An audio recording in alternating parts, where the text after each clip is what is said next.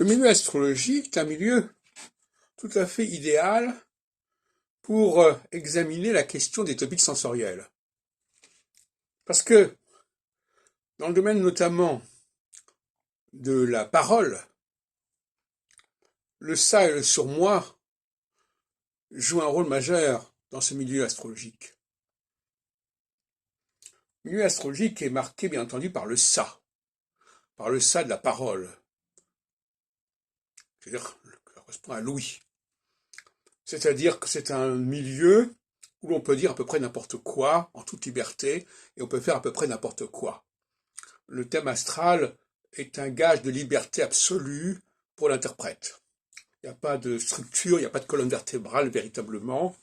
C'est quelque chose d'extrêmement mou, comme ça, extrêmement fluide, qui se prête à toutes les combinaisons, et où l'on se moque éperdument, par ailleurs, de ce que pensent les gens en dehors de l'astrologie, les milieux universitaires, les milieux scientifiques. On s'en fout complètement.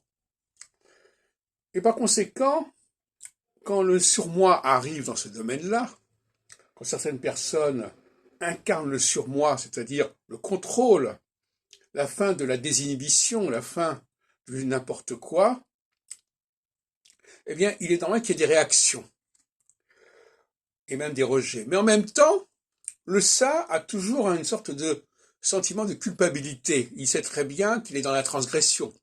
Il sait très bien qu'il se fait plaisir un peu facilement.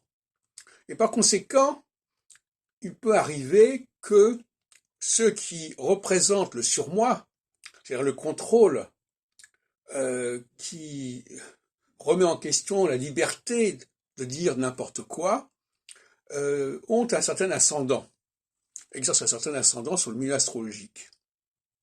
Et en ce qui me concerne, c'est ce qui m'est arrivé.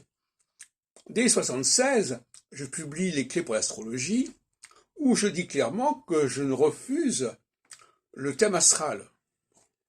Ça n'a pas fait disparaître le thème astral, bien entendu, mais ça voulait dire que j'étais le garant d'un surmoi.